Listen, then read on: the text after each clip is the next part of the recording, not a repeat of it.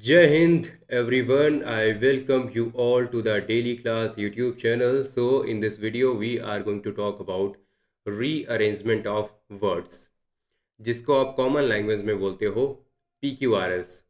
सो जितने भी हम सेशन करते हैं, आपको पता है कि हम क्वेश्चन सॉल्व करते हैं, लेकिन क्वेश्चन से पहले हम बात करते हैं कुछ रूल्स या फिर टेक्निक्स की। Same goes with PQRS as well. तो पहले हम यहाँ पर देख लेते हैं कि यहाँ पर आपके रूल्स या फिर टेक्निक्स क्या हो सकती हैं जो आपको ध्यान में रखनी चाहिए। तो सबसे पहले एक चीज़ समझो, PQRS जो है ना, ये रीअरेंजमेंट ऑफ वर्ड्स है। इसका मतलब जब PQRS को जब आप मिला दोगे ना, तब आपको कोई पैराग्राफ नहीं मिलेगा, आपको एक कंप्लीट सेंटेंस मिलेगा। क्या मिलेगा? एक आपको मिल जाएगा सेंटेंस। अब एक अगर सेंटेंस बन रहा है तो सेंटेंस का एक स्ट्रक्चर होता है, ये तो हमें बिल्कुल पता है ना। अब सेंटेंस का स्ट्रक्चर क्या होता है आपको पता है कि इसका स्ट्रक्चर होता है कि सब्जेक्ट होनी चाहिए, उसके बाद आपकी वर्ब आनी चाहिए। अब ये वर्ब आपकी हेल्पिंग वर्ब हो सकती है, फिर आपकी मेन वर्ब हो सकती है, उसके बाद कुछ एक्स्ट्रा पॉइंट्स आ सकते हैं, अब फिर बाद में ऑब्जेक्ट भी आएगा, फिर हमारे कुछ एक्स्ट्रा जो इन्फॉर्मेशन है वो आती है सेंटेंस में, राइट। तो ये हमारा कुल मिला के एक सेंटेंस का स्ट्रक्चर होता है। तो सबसे पहला पॉइंट इसी से रिलेटेड है कि अगर आपको PQRS को एक अरेंजमेंट में लाना है, तो सबसे पहली चीज़ आपको ध्यान में रखनी होगी, दैट इज़ सब्जेक्ट। कि आपको यहाँ पर सब्जेक्ट ढूंढना पड़ेगा कि सब्जेक्ट कहाँ पर है। अब ये सब्जेक्ट जो है, पहली बात तो ये आपको देखना है। और सब्जेक्ट कहीं ना कहीं आपका आर्टिकल से स्टार्ट हो सकता है, राइट। मतलब काफ़ी चांसेस हैं कि आपका आर्टिकल से ही स्टार्ट हो। तो यहाँ पर इनको देखो कि आपका आर्टिकल जैसे होते हैं, अ हो गया, एन है, एंड वी हैव द। तो इनको ढूंढो, ये कहाँ पर है। या फिर आपका एक सिंपल सा नाउन फ्रेज हो सकता है, राइट। नाउन फ्रेज हो सकता है, जैसे कि लिए कहते हैं द कॉलोनियल गवर्नमेंट। तो ये आपका एक नाउन फ्रेज हो गया, राइट। तो इस तरीके से ये चीज़ है। दूसरा क्या है? दूसरा है वर्ब कंप्लीशन पर ध्यान दो। वर्ब कंप्लीशन पर ध्यान दो। हमेशा यहाँ पर सोचो कि अगर कहीं पर ही आया है तो ही के बाद डज कहाँ पर है, ही लाइक्स कहाँ पर है, राइट। तो इन सब चीज़ों पर आपको ध्यान में रखना है। जैसे के लिए इट इज़, मान लिया यहाँ पर लिखा हुआ है कि इट इज़, राइट, और यहाँ पर इतना ही था। तो आपको पता है कि इट इज़ के बाद में कंसिडर्ड हो सकता है, हाँ डेफिनेटली हो सकता है। तो आपने इन चीज़ों पर ध्यान देना है कि मेरे को वर्ब को कंप्लीट करना है, सब्जेक्ट के साथ में वर्ब को ले करके आना है, राइट। थर्ड चीज़ क्या है? थर्ड चीज़ देखो, काफ़ी अच्छा रूल है आपका, that is related to connectors. अब ये कनेक्टर कौन से होते हैं? कनेक्टर आपको पता है, वही जो कंजंक्शन होते हैं वही कहीं ना कहीं कनेक्टर भी होते हैं, राइट। अब ये जो कनेक्टर्स होते हैं, यहाँ पर ये एन नहीं है एक्चुअली, मेरा आर ऐसा ही बनता है, चलो ये वाला बना देते हैं, ठीक है। अब ये कनेक्टर जो होते हैं, कनेक्टर कौन कौन से हो सकते हैं? ये हो सकते हैं आपका एंड है, राइट, बट है, और we can say that however, और देयर फोर, दस, येट। अब ये सारे जो भी वर्ड्स होते हैं ना, इनसे अक्सर, मतलब मैं हमेशा नहीं कह रहा हूँ, बट अक्सर आपको थोड़ा सा, बस थोड़ा सा रुक जाना है, थोड़ा सा ध्यान देना है कि इनसे मेरा सेंटेंस स्टार्ट हो सकता है या नहीं हो सकता है। अक्सर नहीं होता है, राइट। फिर फोर्थ चीज़ क्या है? वो है आपका प्रोनाउन। जब भी कोई भी प्रोनाउन दिखे, देखो आपको S1 S6 में भी बताया था, यहाँ पर भी बताऊंगा, प्रोनाउन जब भी दिखा करे ना, थोड़ा सा रुक जाया करो।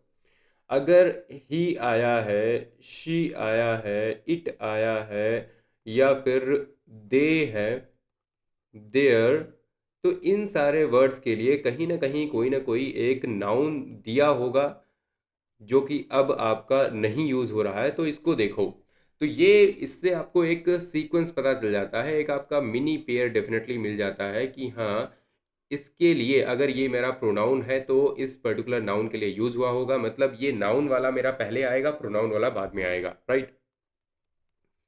तो अगली चीज़ आपकी ये हो गई। फिर क्या आता है? फिर आता है प्रीपोजिशन। अब अक्सर ये भी देखा जाता है कि आपका जो सेंटेंस है वो प्रीपोजिशन से स्टार्ट नहीं होता है। लाइक स्टार्ट हो रहा है इन द बॉक्स, ऐसे करके अगर स्टार्ट हो रहे हैं, तो अक्सर ऐसा देखा जाता है कि आपका जैसे ये है ना, प्रीपोजिशन से स्टार्ट ना हो सकता है। तो प्रीपोजिशन स्टार्ट हो या ना हो, एक तो अलग चीज़ हो गई, और दूसरा ये है कि प्रीपोजिशन को कनेक्ट हमेशा करना है, राइट। तो एक तो ये है कि प्रीपोजिशन से स्टार्ट हो सकता है या नहीं हो सकता है, देखो हो भी सकता है नहीं भी हो सकता है, लेकिन आपको ध्यान देना है थोड़ा सा। दूसरा, इसको कनेक्ट करना है, किस चीज़ से ये कनेक्ट होगा, राइट। यहाँ पर आपका कोई एक नाउन हो सकता है, इधर आपका एक नाउन हो सकता है, राइट। तो ये ऐसे करके हो सकता है, या फिर यहाँ पर नाउन प्रोनाउन हो सकता है, या प्रोनाउन प्रोनाउन हो सकते हैं, कुछ भी हो सकता है, राइट। तो आपको यहाँ पर ध्यान में रखना है कि ये कनेक्ट किसको कर रहा है। नेक्स्ट पॉइंट क्या है? नेक्स्ट पॉइंट आपका आता है, एक पैरेलल स्ट्रक्चर्स होते हैं। पैरेलल स्ट्रक्चर्स, मान लिया इधर मैंने खुद ध्यान दिया एक दो सेंटेंसेस में क्या था, वेदर एक्स, मान लो वेदर एक्स इधर लिखा हुआ है पहले एक किसी भी पार्ट में, और दूसरे पार्ट में जा करके कहीं पर पी में लिखा हुआ होगा, और दूसरे मान लिया आपका आर में लिखा है, और वाई। तो आप समझ जाओ कि यार आपका अगर ये वाला पी है और मान लिया यहाँ पर आपका एस लिखा हुआ है, तो आप समझ जाना कि पी और एस जो है वो साथ में आएंगे। क्लियर बात है। नेक्स्ट आपका क्या है, अगला रूल, अगला है यहाँ पर आपको लॉजिक बनाना है। ये हालांकि S1 S6 में ज़्यादा काम आता है, लेकिन यहाँ पर भी सीख लो। क्या होता है कि आपको समझना होता है कि कॉज इफेक्ट, जैसे के लिए कॉज पहले आएगा, फिर किसी चीज़ का इफेक्ट आएगा, राइट। पहले कोई चीज़ होती है, उसका रिजल्ट तो आपको बाद में देखने को मिलता है ना। दूसरा हो गया, मान लिया पहले कोई जनरल चीज़ इंट्रोड्यूस की जाती, पहले माउंटेन्स इंट्रोड्यूस किए जाएंगे, उसके बाद हम बात करेंगे हिमालयाज़ की। क्लियर। तो ये भी चीज़ हो सकती है। क्लियर है। तो इन चीज़ों पर भी थोड़ा सा ध्यान देना है। या फिर आपकी क्रोनोलॉजी हो सकती है, अगेन आपका जैसे S1 S6 में ज़्यादा ये चीज़ें यूज़ होती हैं, PQRS में क्योंकि यहाँ पर सेंटेंस बहुत ज़्यादा होते नहीं हैं, तो इसलिए ये चीज़ें ज़्यादा एक्चुअली यूज़ होती नहीं है, लेकिन आपको पता होनी चाहिए। और लास्ट में मैं बताऊं अगर आपको, तो लास्ट में आती है again the most powerful technique, that is elimination. ठीक है, एलिमिनेशन जरूर करना है। एलिमिनेशन कैसे करना होता है ये मैं आपको समझा दूं ज़रा। जैसे के लिए मेरे सामने ऑप्शंस हैं A, B, C and D। अब इसमें लिखा हुआ है, इसको मान लो कि PQRS लिखा हुआ है, और फिर है आपका RQSP कर लो, फिर आपका है QSPR कर लो, and then we have PRQS। ठीक है, इस तरीके से दिए हुए हैं। तो आप समझो यहाँ पर अगर आपने कहीं से भी पता कर लिया, राइट, कि हमारा जो सेंटेंस है वो यार मुझे लग नहीं रहा, क्योंकि यहाँ पर एंड यहाँ पर आ रहा है मेरे पी में। अगर पी में एंड आ रहा है तो पी से तो स्टार्ट नहीं हो सकता, इन दोनों को हटा देना तुरंत। क्लियर बात है। उसके बाद आपको जैसे के लिए मिल जाए कुछ कहीं पर कि एस में दिया हुआ था, एस में दिया हुआ था वेदर करके, ठीक है, एस में दिया हुआ था कि यहाँ पर whether, whether X, whether this, और आपका जैसे के लिए पी में दिया हुआ था, यहाँ पर तो एंड वैसे दिया हुआ है, ठीक है, या फिर आपको कहीं पर मिल जाए पी में, या फिर कहीं पर भी मिल जाए, ठीक है, वैसे तो यहाँ पर पी ही दिया हुआ है। तो आपको अगर पता चल जाए, ठीक है, अगर आपको पता चल जाए कि एस और पी दोनों साथ में आएंगे, तो ये भी एक चीज़ है, यहाँ पर मिनी पेयर बना लो। तो मैं बस आपको समझाना चाह रहा हूँ कि किस तरीके से आप एलिमिनेट करते हो धीरे धीरे करके। या फिर आपको पता चल जाए कि यार एस और पी एक साथ नहीं आएंगे, तो इन दोनों को हटा दो, राइट। अब यहाँ पे चारों हट जाएंगे, चारों नहीं हटाने हैं, ठीक है, कोई तो एक होगा, है ना। तो मैं आपको बस समझा रहा हूँ कि मान लिया ऐसे करके मिल जाए तो इनको आप एलिमिनेट कर सकते हो, या फिर आपको पता चल जाए कि पी से स्टार्ट नहीं ही होगा, तब आप एलिमिनेट कर सकते हो। या फिर आपको ये पता चल जाए कि जो एस और पी हैं वो तो हमेशा आएंगे ही साथ में, तो आप यहाँ पर कह सकते हो हाँ ये जो एस पी आपको दो जगह दिख रहे हैं, मतलब इनमें से कोई हो सकता है, इस ये होगा या फिर ये होगा, आपका 50-50% हो गया, तब आप इन दोनों को एलिमिनेट कर दो। तो बहुत से तरीके हो सकते हैं एलिमिनेट करने के। क्लियर। चलो, तो बस इतनी ही बात थी, ठीक है। यहाँ पर इस चैप्टर में देखो इतनी ही बात थी जो आपको ध्यान में रखनी है। उसके बाद हम करेंगे अपने क्वेश्चंस। सो अब हम करेंगे अपने 10 क्वेश्चंस, और आपको क्या करना है, आपको पहले पढ़ना है, अटेम्प्ट करना है, उसके बाद सॉल्यूशन मैं बता ही दूंगा, राइट। और यहाँ पर आई विल होप कि आप 10 आउट ऑफ 10 करो, है ना। और एग्ज़ाम में अगर यहाँ नहीं हो पाते हैं तो ज़्यादा टेंशन नहीं लेनी है, लेकिन एग्ज़ाम में definitely you will have to aim for 10 out of 10 from this section, क्योंकि ये सेक्शन बहुत ईजी है।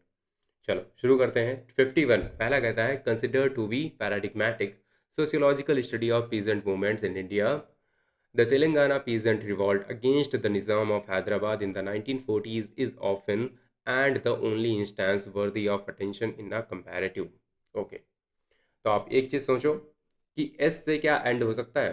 नहीं हो सकता, क्योंकि यहाँ पर आपका एक एडजेक्टिव आ जा रहा है लास्ट में, तो इसे छोड़ दो, हटा दो इसे। राइट। क्या हमारा सेंटेंस यहाँ पर आपको दिख रहा होगा? इज ऑफन के बाद में कोई ना कोई एक वर्ब आनी चाहिए। राइट। वर्ब हमारी कहाँ पर मिल रही है? वर्ब हमें मिल रही है केवल पी में, is often considered to be paradigmatic. Right. तो आर के बाद पी आना चाहिए, कहाँ पर है? केवल यहाँ पर है और कहीं नहीं दिया है, तो C would be the right answer.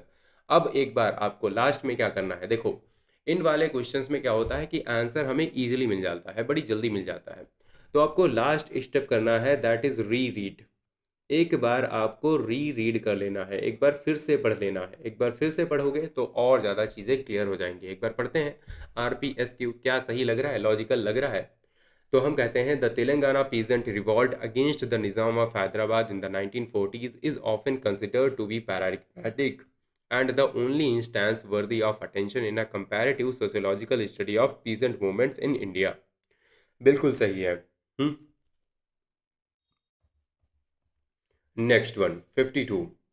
52 कहता है social movements nonetheless their political institutions process and parties one of the major attributes of and with is their coexistence with national states and।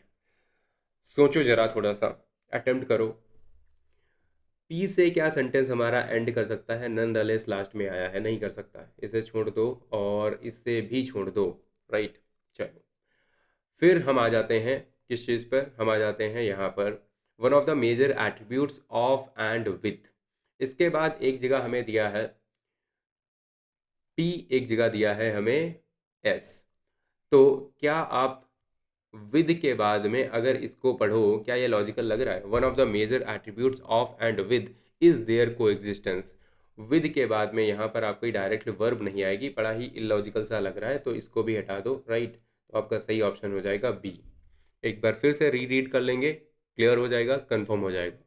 One of the major attributes of and with their political with social movements nonetheless is their coexistence with national states and their political institutions process and parties। बिल्कुल सही है। चलो आगे बढ़ते हैं। Next है आपका 53। One of the minerals most of the minerals are nationalized is possible only after the government grants permission as extraction of minerals in India। Okay. आप फिर से सोचो थोड़ा सा।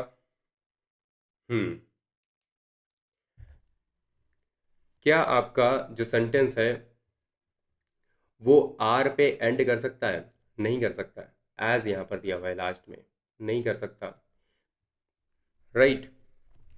फिर आप देखो extraction of minerals in India, अब ये कहीं ना कहीं एक नाउन बन गया। Extraction of minerals in India is possible, इसके बाद एस के बाद में क्यू के अलावा और कोई सेंटेंस आ ही नहीं सकता।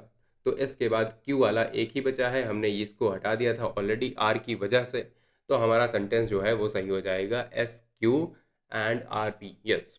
सो एक बार री रीड करेंगे। Extraction of minerals in India is possible only after the government grants permission as most of the minerals are nationalised. बिल्कुल लॉजिकल लग रहा है। आगे बढ़ते हैं। 54। 54 कहता है रेडिकल और limited change and whether they focus on along to access whether they seek the entire society और on specific individuals sociological theories distinguish social movements. अब सोचो थोड़ा सा, अब देखो थोड़ा सा और दिमाग लगाओ। Weather they focus on what. अब पी पे क्या एंड हो जाएगा? बड़ा ही एब्रप्टली एंड होगा, तो ये तो हो नहीं सकता, तो इसको हटा दो। राइट। द इंटायर सोसाइटी और ऑन स्पेसिफिक इंडिविजुअल्स, आधा अधूरा सा लग रहा है, तो आर से भी स्टार्ट नहीं हो सकता, छोड़ दो इसे। पी से स्टार्ट हो सकता है, रेडिकल और limited change and whether they focus on. कुछ समझ नहीं आ रहा, दे यहाँ पर क्यों आया, किसके लिए आया? तो पी से स्टार्ट भी नहीं हो सकता, छोड़ दो। सो पी आपका ऐसा था जो कि स्टार्ट भी नहीं कर सकता, एंड भी नहीं कर सकता, तो एक ही बचा है आपका ऑप्शन, दैट इज डी। एक बार रीड कर लेते हैं। Sociological theories distinguish social movements along two axes, whether they seek radical or limited change and whether they focus on the entire society or on specific individuals। बिल्कुल सही है। चलो आगे बढ़ते हैं। 55 ये कहता है are more defensive than offensive and although most social movements tend to be temporary they are important agents of social transformation. Okay चलो यहाँ पर देखते हैं। अब आपका पी जो है ना ही एंड कर सकता है ना ही स्टार्ट कर सकता है, तो इसे छोड़ दो। ऑल दो मोस्ट सोशल मूवमेंट्स, अब मैंने बताया था कि देखो ज़्यादातर जो होते हैं वो कनेक्टर से स्टार्ट नहीं करते हैं, लेकिन कभी कभी हो सकते हैं, तो इनको थोड़ा सा ध्यान देना है। एस से नहीं स्टार्ट हो सकता, तो एस को यहाँ पर छोड़ दो। आर से भी नहीं हो सकता, tend to be temporary, what tend to be temporary, ये भी नहीं हो सकता, तो इसको भी छोड़ दो। क्यू से हमारा स्टार्ट होगा, खत्म। एक बार रीड कर लेते हैं। Although most social movements are more defensive than offensive and के बाद में आर आएगा and tend to be temporary they are important agents of social transformation. बिल्कुल सही है ना। चलो आगे बढ़ते हैं। 56 55 का बी, हाँ सही है, ठीक है। 56 in India the automobile industry one of the largest industries growth during the last 2 decades has witnessed impressive. अब यहाँ पर कोई अगर रीडिंग करता है, किसी को थोड़ा सा भाई आइडिया है, वो बोलेगा यार देखो पहली बात तो एस से स्टार्ट नहीं हो सकता, तो ये बात सही है। दूसरा एस के बाद कहीं ना कहीं आपको लग रहा होगा कि आर आना चाहिए। इसके बाद आर आना चाहिए, विटनेस्ड इम्प्रेसिव ग्रोथ होना चाहिए। तो यहाँ पर आपको एस आर मिल रहा है, यहाँ पर भी एस आर मिल रहा है, तो इसको भी हटा दो। एक और आपका हट गया।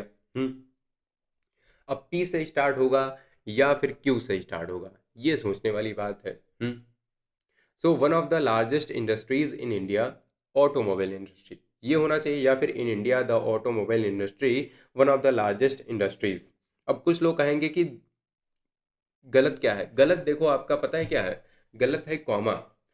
ये वाला कॉमा अगर यहाँ पर होता तो यहाँ पर क्या होता कि पी के बाद क्यू आता, लेकिन कॉमा यहाँ पर है, इसलिए क्या होगा, इसलिए आपका ये है कि क्यू के बाद पी आएगा।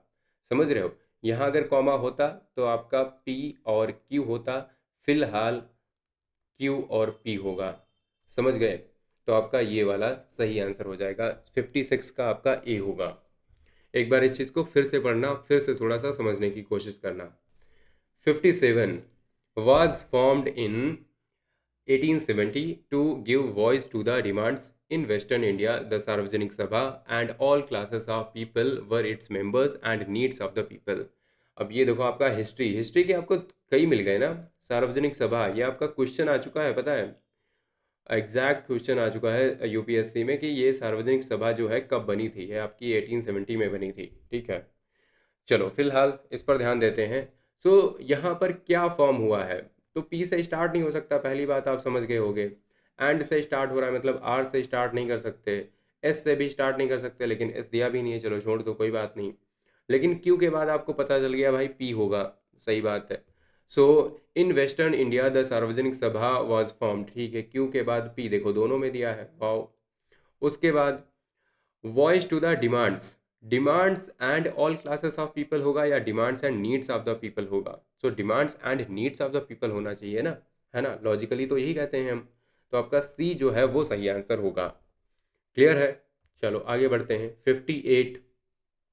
58 कहता है the opportunities to the greater triumphs today are but a step towards the achievements we celebrate and achievements that await us. Okay, ये बढ़िया क्वेश्चन है 58। सो 58 हमारा कहता है क्या होगा,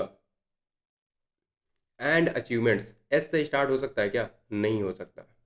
today are but a step towards, Q से स्टार्ट हो सकता है, बड़ा ही लॉजिकल सा लग रहा है, छोड़ दो, नहीं कर सकते। The achievements we celebrate the opportunities to the greater triumph, ये आपके दोनों हो सकते हैं, लेकिन ज़्यादा लॉजिकली अगर हम सोचें, the achievements we celebrate today are but a step towards right. तो समझो इसको, समझ में आ रहा है, तो आपका क्या होगा, आर के बाद क्यू आना चाहिए। आर के बाद क्यू अगर आएगा तो ये वाला ऑप्शन जो है वो सही हो जाएगा। एक बार फिर से रीड करते हैं। The achievements we celebrate today are but a step towards the opportunities to the greater triumphs and achievements that await us, जो हमारा वेट कर रही हैं अभी भी। 59 कहता है and the vision to carry out a full scale revolution part in revolts against taxes and food scarcity but they lacked the means programs during British rule of presents often took। okay, अब यहाँ पर ध्यान से देखो, often took what, often took part, often took scarcity, often took part होना चाहिए तो s के बाद आपका q आना चाहिए। और क्यू में देखो यहाँ पर फूड आ रहा है लास्ट में, मतलब फूड के बाद में स्कार्सिटी होती है ना, फूड स्कार्सिटी एक बढ़िया एक कोलोकेशन बना रहा है, तो यहाँ पर आपका आर होना चाहिए। तो एस क्यू आर कहाँ पर है, एस क्यू आर यहाँ पर है और कहीं पर है नहीं है, राइट। तो A would be the correct answer, P आपका लास्ट में आ जाएगा, and the vision to carry out a full scale revolution.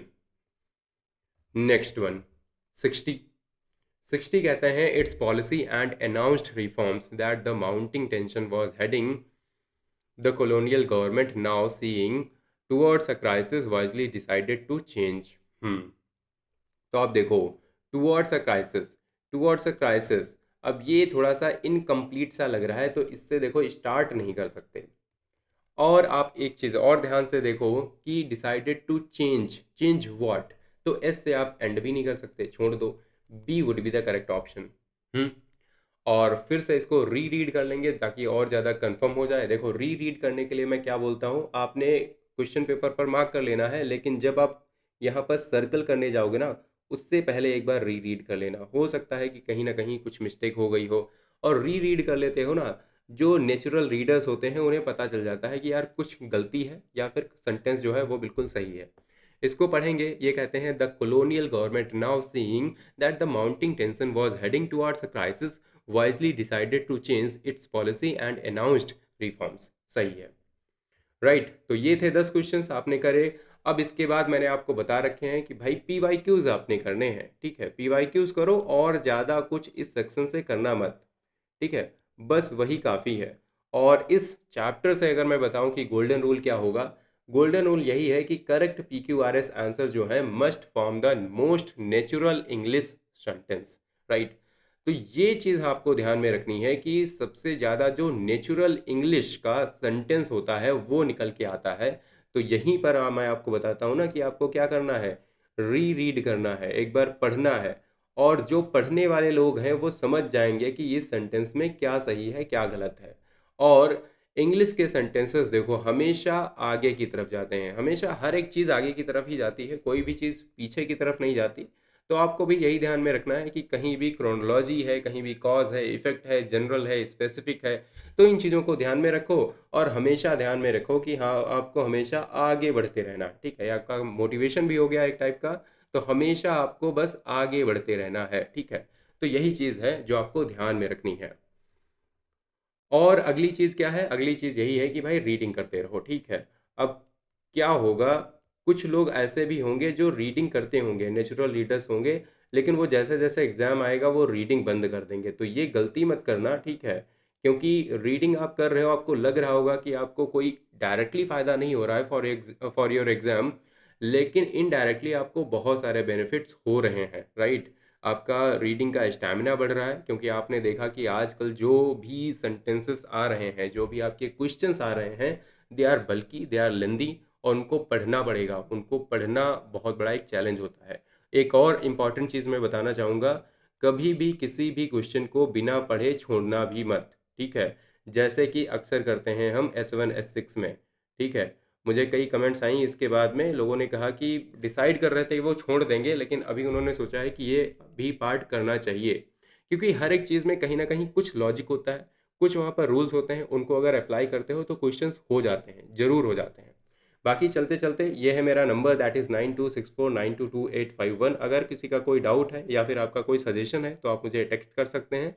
और PDF आपको मिल जाएगी डेली क्लास टेलीग्राम चैनल पर, लिंक मैं दे दूंगा डिस्क्रिप्शन में, जाके डाउनलोड कर लेना, ठीक है। चलो मिलते हैं फिर अगले वीडियो में, and till then bye bye, take care and Jai Hind.